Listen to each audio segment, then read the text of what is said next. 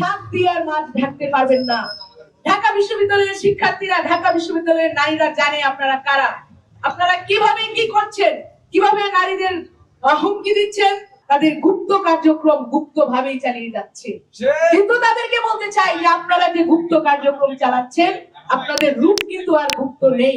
স্বৈরাচার পতনের পরবর্তীতে যে বাংলাদেশ তৈরি হয়েছিল, আমরা নারীরা প্রত্যাশা করেছিলাম সেই বাংলাদেশটি হবে একটি সুন্দর সুষ্ঠু রাষ্ট্র, যেখানে নারীরা নিরাপদ থাকবে, যেখানে আমাদের মত প্রকাশের স্বাধীনতা থাকবে, আমাদের চলাফেরার স্বাধীনতা থাকবে, আমাদের পোশাকের স্বাধীনতা থাকবে।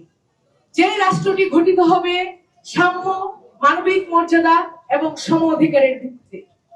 প্রিয় উপস্থিতি, আপনারা দেখছেন 5 আগস্টের পর থেকে কিভাবে আমাদের সেই স্বপ্নের বাংলাদেশ, যে নারীরা যেই স্বপ্নের বাংলাদেশ দেখেছিলেন, সেটিকে সেই স্বপ্নকে ভুলুণ্ঠিত করার চেষ্টা করে আমরা 5 আগস্টের পরবর্তীতে এক মধ্যযুগীয় উপদ্রবের শিকার হয়েছি একটি গোষ্ঠীর কাছ থেকে। প্রিয় উপস্থিতি, সেই গোষ্ঠীটি স্বাধীনতায় বিশ্বাস করে না, সেই গোষ্ঠীটি নারীদের স্বাধীনতায় বিশ্বাস করে না, নারীদের চলাফেরায় বিশ্বাস করে না। তারা চায় না নারীরা ঘরের বাইরে বের হোক, নারীরা তাদের উঁচু সুরে কথা বলুক, সেটা তারা চায় না। সেই কণ্ঠ তারা রুদ্ধ করতে চায় বারবার, এবং তারই ফলশ্রুতিতে বারবার গণ অভ্যুত্থানের সামনের সারির নারী নেত্রীদেরকে নিয়ে বারবার তারা আক্রমণ করেছে, সাইবার বুলিং করেছে। এমন কোনো নারী নেত্রীকে চিনি না আমি যিনি তার কমেন্ট বক্সটি পাবলিক করে রাখতে পারেন, যাতে মানুষ কমেন্ট করতে পারে। সেখানে এসে অসভ্যের মতো, জানোয়ারের মতো তাদেরকে নিয়ে নোংরা কমেন্ট, তাদের শরীর নিয়ে, তাদের পোশাক নিয়ে, তাদের চরিত্র হননের চেষ্টা করার মধ্য দিয়ে। সংগ্রামী বন্ধুগণ, আমরা বারবার সেই সবের প্রতিবাদ করেছি। ছাত্রদল বারবার সেই সব বুলিং এর বিরুদ্ধে দাঁড়িয়েছে, আমরা দাঁড়িয়েছি, কিন্তু তার কোনো প্রতিকার নেই। সেই স্বাধীনতা বিরোধী অপগোষ্ঠীটি বারবার তাদের চেষ্টা তারা চালিয়ে গিয়েছে। তারা মেয়েদের পাশে দাঁড়ায়নি, তারা বারবার ফাঁকা বুলি আপনারা মাঠে দেখবেন যে মেয়েদের সাথে কথা বলছে, কথা বলে ভিডিও করে ছবি ছাড়ছে, দেখাচ্ছে যে আমরা মেয়েদের কত পছন্দ করি।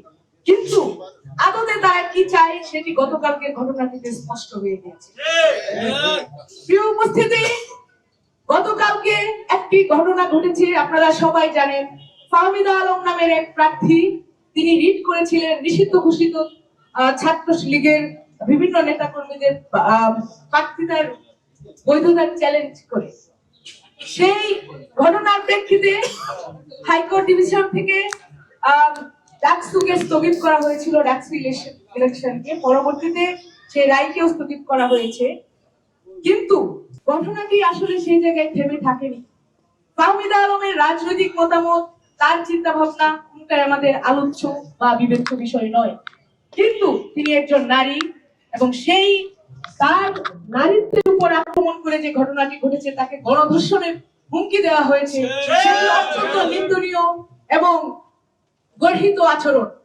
পরবর্তীতে আমরা যা দেখেছি, সেই আচরণের প্রেক্ষিতে কোনো দায় নেওয়া হয়নি। যেই ছাত্র শিবিরের কথা বলা হয়েছে, যে ছাত্র শিবিরের কর্মীটি সেই হুমকি দিয়েছে, তার দায় ছাত্র শিবির নেয়নি। শুধু নেয়নি না তা না, সারা রাত ধরে তারা চেষ্টা করেছে কিভাবে ন্যারেটিভ তৈরি করে মানুষের চিন্তা ভাবনা অন্যদিকে ঘোরানো যায়, শিক্ষার্থীদের মনোযোগ অন্যদিকে সরানো যায়। কিন্তু তাদেরকে বলে দিতে চাই, আপনারা এই 7 দিয়ে আর মাছ ঢাকতে পারবেন না। ঢাকা বিশ্ববিদ্যালয়ের শিক্ষার্থীরা, ঢাকা বিশ্ববিদ্যালয়ের নারীরা জানে আপনারা কারা, আপনারা কিভাবে কি করছেন, কিভাবে নারীদের হুমকি দিচ্ছেন, তাদের স্বাধীনতা খর্ব করছেন। ঢাকা বিশ্ববিদ্যালয়ের প্রত্যেকটি নারী প্রার্থীকে নিয়ে আপনাদের নেতাকর্মীরা কি ভাবছে সেটি বিভিন্ন ভাবে দেখা যায়। একজন প্রার্থী সীমা আক্তার, তিনি প্রার্থিতা ঘোষণার পরপরই তার কমেন্টে গিয়ে নোংরা অসভ্য জানোয়ারের মতো হামলা করা হয়েছিল। তিনি সেটির প্রতিবাদ করেছিলেন, কিন্তু সেই সংগঠনটি বরাবরের মতো কোনো দায় নেয়নি। তারা তাদের গুপ্ত কার্যক্রম গুপ্ত ভাবেই চালিয়ে যাচ্ছে। কিন্তু তাদেরকে বলতে চাই যে আপনারা যে গুপ্ত কার্যক্রম চালাচ্ছেন, আপনাদের রূপ কিন্তু আর গুপ্ত নেই। আপনারা স্বরূপে ঢাকা বিশ্ববিদ্যালয়ের নারীদের সামনে নিজেদের রূপ প্রকাশ করে ফেলেছেন, দাঁড়িয়ে পড়েছেন। ডাকসু ইলেকশন হবে, ডাকসু হতেই হবে। এবং তার জন্য বাংলাদেশ জাতীয়তাবাদী ছাত্র দলের সর্বস্তরের নেতাকর্মী প্রার্থী তারা তাদের চেষ্টা চালিয়ে যাচ্ছে, প্রচারণা চালিয়ে যাচ্ছে।